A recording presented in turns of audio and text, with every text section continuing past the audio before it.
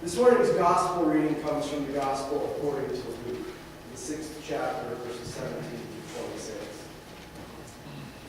Jesus came down with them and stood on a level place, with a great crowd of his disciples and a great multitude of people from all Judea, Jerusalem, and the coast of Tyre and Sidon.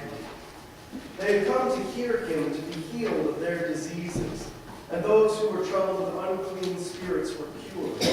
And all in the crowd were trying to touch him, for power came out from him and healed all of them.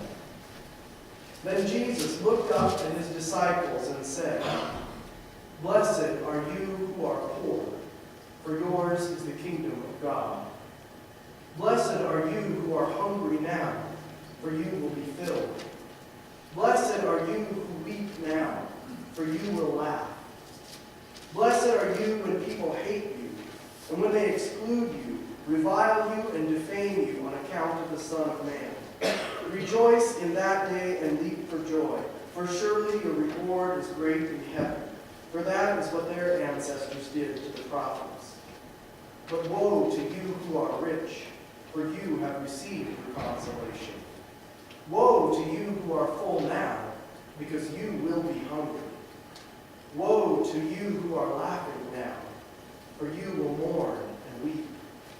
Woe to you when all speak well of you, for that is what their ancestors did to the false prophets."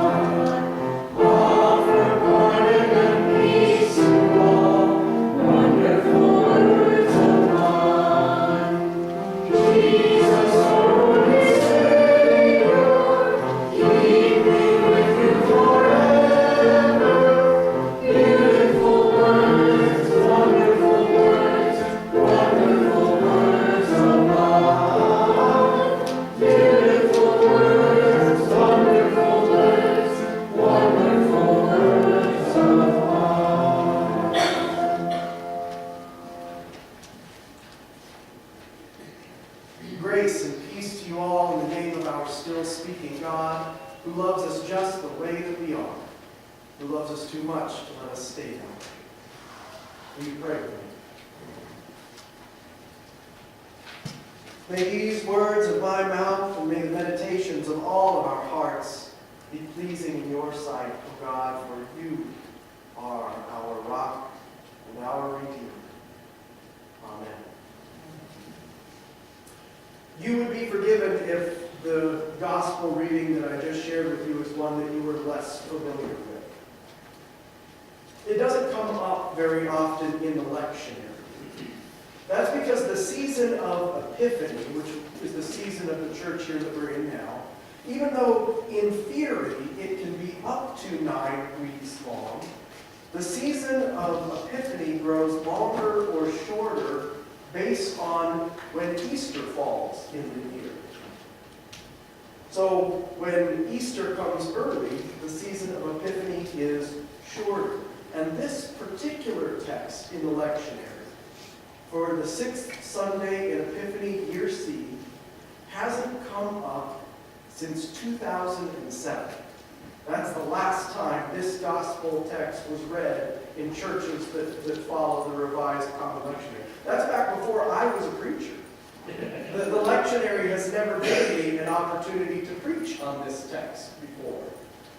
So you could be forgiven if it's not a passage of the Bible that you're as familiar with as some of those that come up more frequently. Nevertheless, it might have sounded familiar to you because it is a lot like the beginning of Jesus' Sermon on the Mount, which you'll find in the 5th chapter of Matthew's Gospel, and which comes up quite frequently in the lectionary. In fact, this portion of Luke's Gospel is often referred to as the Sermon on the Plain, in contrast with the Sermon on the Mount, because there are similarities between the two passages. But there are some significant differences as well. First, you might have noticed that Luke's account of this particular teaching of Jesus is much more concerned with the physical and material realities of the everyday world. Right? Where Matthew has, blessed are the poor in spirit, Luke is much more direct. Blessed are the poor. Instead of blessed are you who hunger and thirst for righteousness, it's simply blessed are the hungry. Luke's Jesus is more concerned with those who are economically poor than with those who are spiritually poor. And according to the Jesus Seminar, a group of scholars and historians whose task is to investigate the historical accuracy of biblical texts, they think that this is actually probably the more accurate reflection of the teachings of Jesus. But that's not the only difference between Matthew's Sermon on the Mount and Luke's Sermon on the Plain. The other difference, I think probably the biggest difference, the one that will probably catch you off guard, is that while Matthew's account ends with Jesus telling certain groups of people that they are blessed, right? People that we wouldn't normally consider blessed, like the meek and the mourners and the persecuted, those who weep. Luke's version continues on from blessings into woes. Blessed are you who are poor, but woe to you who are rich. Blessed are you who are hungry, but woe to you who eat your fill. Blessed are you who weep, but woe to you who are laughing. Blessed are you when people speak ill of you, but woe to you if people are speaking well of you.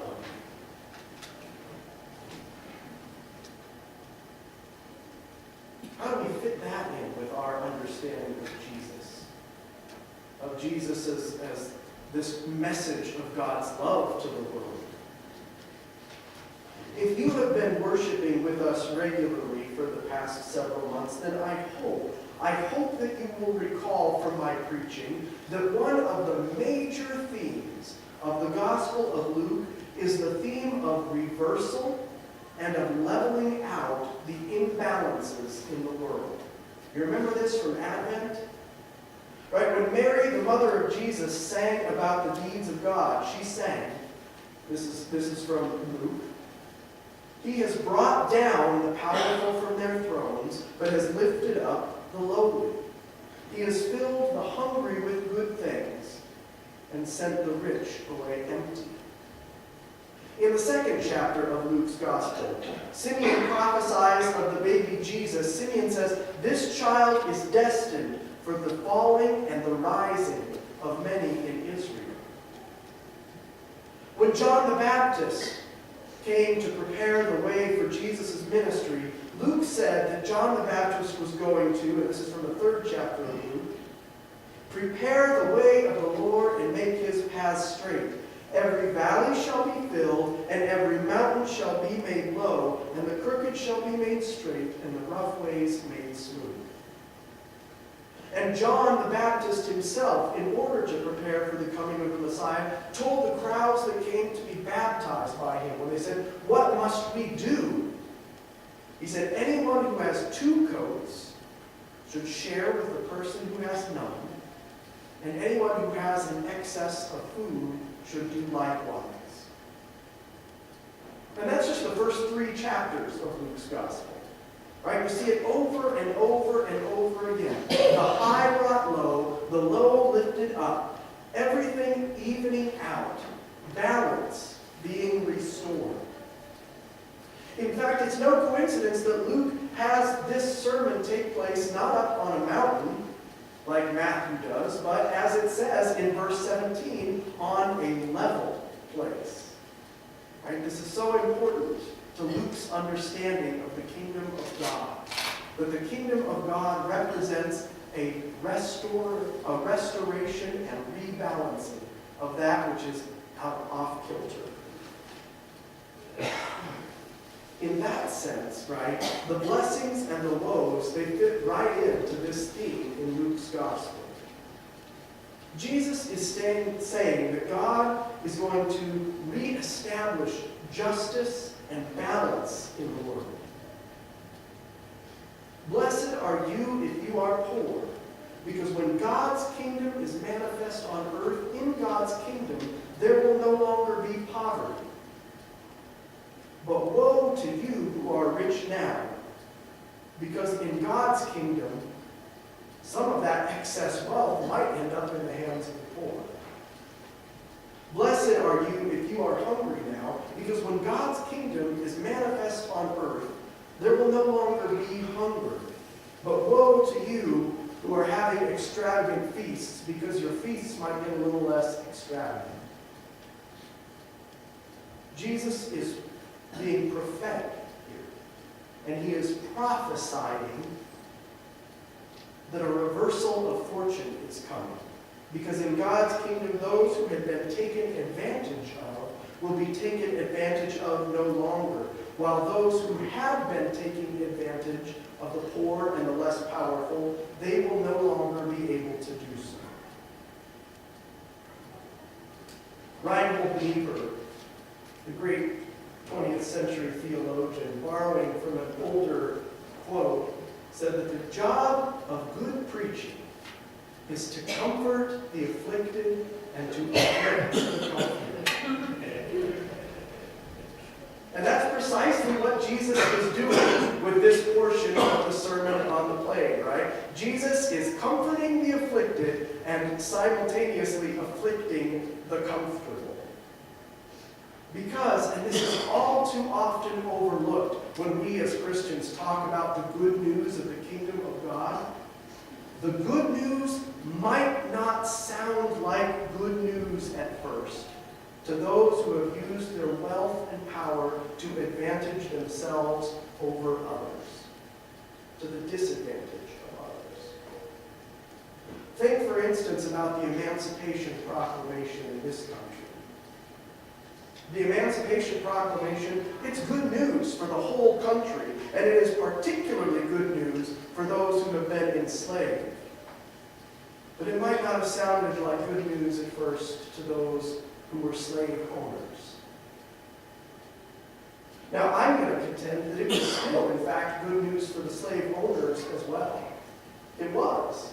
The Emancipation Proclamation not only liberated slaves, but it also liberated slave owners from a way of life that required them to dehumanize and abuse their fellow human beings. It set them free from that which was tormenting their souls. But they might not have seen it as good news at first. To announce that we are going to take better care of the world that God has created, to protect the myriad forms of life and the ecosystems that are required for life, that's good news.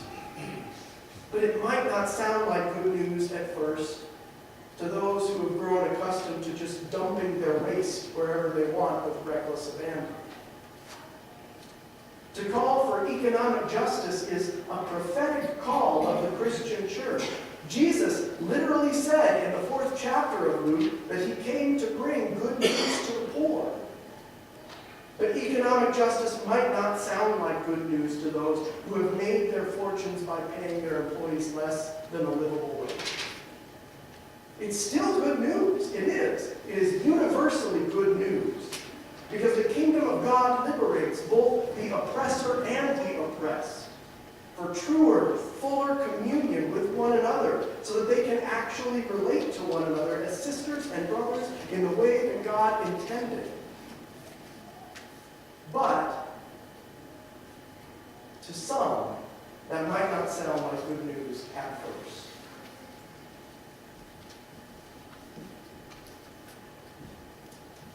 As they say, comforting the afflicted and afflicting the comfortable, that is the call of good preaching. That is the task of good preaching. That is what we call prophetic preaching. You know why the prophets were persecuted over and over again in the Old Testament, which Jesus makes reference to here in the 6th chapter of Luke? It's because sometimes people did not want to hear what the prophets had to say. And you know, for a long time, I think that there were some people who thought that afflicting the comfortable just for the sake of afflicting the comfortable was the point of prophetic preaching. I don't think that's the case. I don't think it's go out there and ruffle feathers just for the sake of ruffling feathers. In fact, one of the things that I really appreciated in seminary was I had a professor who talked about the definition of prophetic preaching, of what it is to be a prophet, is best found in the 3rd chapter of the book of Ezekiel, where Ezekiel is called by God to be a watchman for the people of Israel. Now you think about the job of a watchman in the ancient world, right? Up there on top of the wall that would surround the city, the watchman has a much better view of what is heading towards the city than the people down in the city do. He sees what's coming. And his job is to alert people as to what is coming. Now sometimes, if they haven't seen it for themselves, they might not be so interested in what the watchman has to say. Right? If the watchman wakes them up at 3 a.m. and says, you all need to get out of bed, there's probably going to be some people who grumble and say, well, you could have just left me asleep. But the watchman knows better because he's seen what's coming.